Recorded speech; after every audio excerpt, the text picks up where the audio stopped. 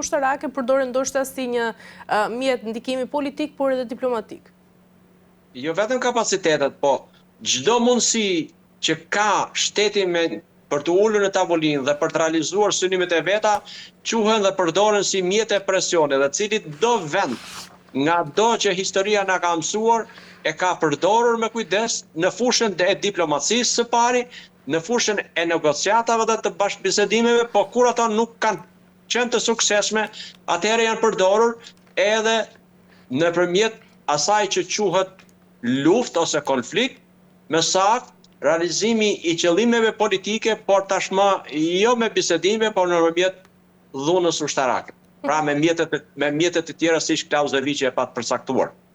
Qert, nga ana tjetër, ultimatumi i vendosur nga presidenti i SBA-s Donald Trump zoti prenga ndaj Iranit brenda 48 orëve për hapjen e ngushticës së Hormuzit,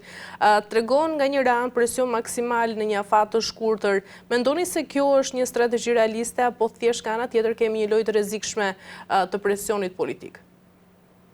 Unë do thosha që analizën më të saktë edhe perfekte, të paktën deri tani që unë kam patur mundësi të njoh, është analiza që i ka bërë me një letër të hapur që është drejtuar popullit amerikan ish presidenti i Shteteve të Bashkuara të Amerikës në 2 mandate Bill Clinton. Analiza më e saktë, më e detajuar, duke marrë edhe skenaret e mundshëm, i e ka bërë dhe unë do tashmë ai vendim është marrë, por mënyra se si është marrë, mënyra se si paraqitet e njihet opinioni publik, i gjerë publik, dhe efektet që mund të ketë në të treja skenaret që ai përcakton, fatkeqësisht Shtetet e Bashkuara të Amerikës në arenën ndërkombëtare, jo drejt për së drejti në përplasje, do dalin të humbur. Kështu që ultimatumet të tilla do thosha kanë nganjëherë më shumë efekt negativ se sa pozitiv. Menjëherë pas deklaratës që bëri presidenti i Shtetit Bashkuar të Amerikës zoti Trump, ka dalë presidenti i Iranit dhe tha që ngushtica e Hormuzit është e hapur për të gjithë miqt, është jo funksionale vetëm për armiqt e Iranit. Këtu nënkuptonte që çdo gjë mund të kalojë, por duke bashkëpunuar me Iranin për të përcaktuar rrugët dhe drejtimet e lëvizjes së anijeve tregtare për të kaluar pa qenë nën rrezik dhe të goditura. Tu bëhet fjalë që edhe ato mina ujore që Irani ka vendosur, por edhe gjithë arsenali tjetër që ka në xhir në pjesën lindore të ngushticës, i ka të kontrolluara dhe çdo gjë duhet mbajtur në bashkëpunim me Iranin.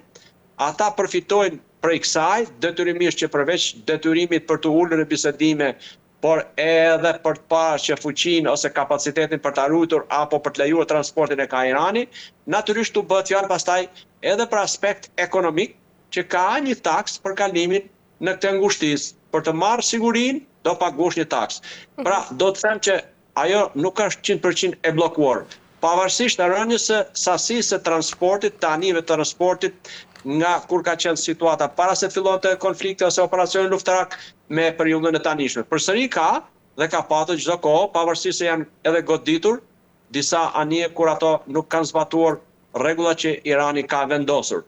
Detyrimisht që si pjesën e si më thënë kontrollit ajror dhe atë detar,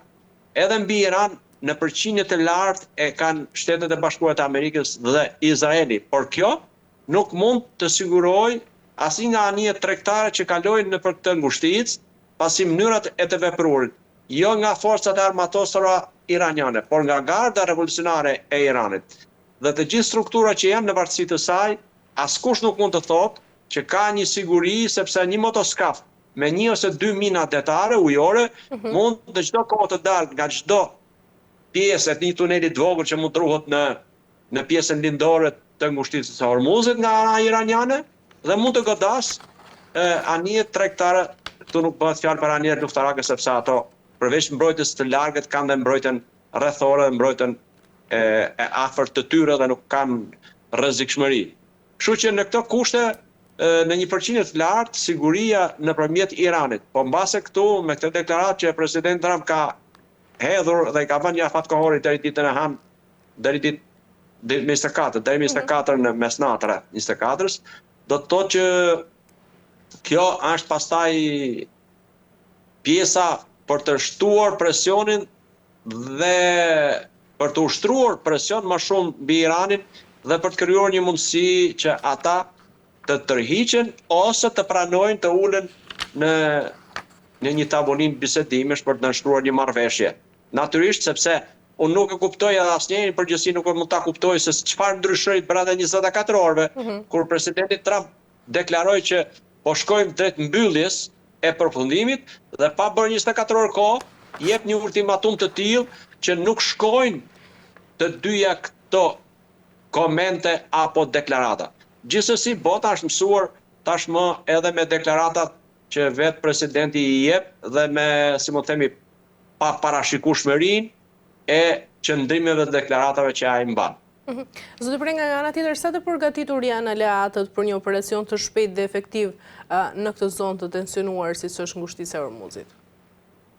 Unë besoj që deri tani nuk do të arrihet në pjesën e bashkimit të pjesës tjetër të aleancës me Shtetet e Bashkuara dhe Izraelin për të bërë pjesë reale në konflikt. Ato 6 vendet e NATO-s që kanë bërë një deklaratë, kanë nënshkruar një deklaratë, ata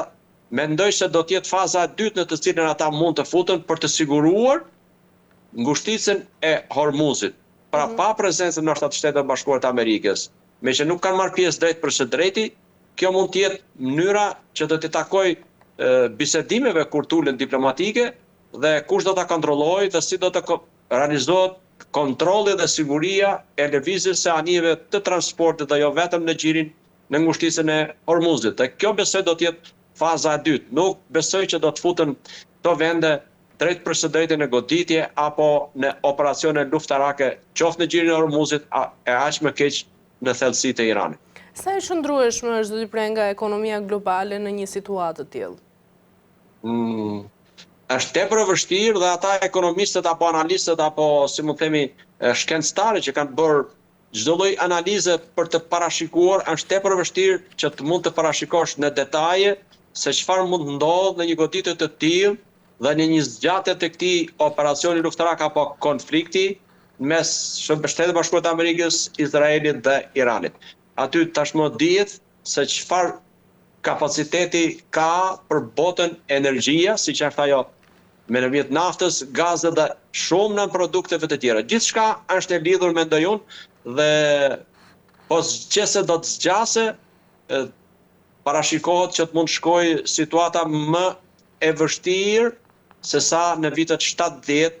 kur tashmë ajo ka ngelur në analet e historisë si kriza më e rëndë që ka kaluar bota. Po qëse zgjat, do thosha që duke marrë për bazë mendimet e ekspertëve, të analistëve, të ekonomistëve, do thosha që mund vej edhe më e keq situata se sa në vitet 70. Pasi gjithçka, në mënyrë të drejtë për drejtë apo indirekte, tashmë i ka dhënë efektet, do thosha, në të gjitha kontinentet, për sa i përket rritjes së çmimeve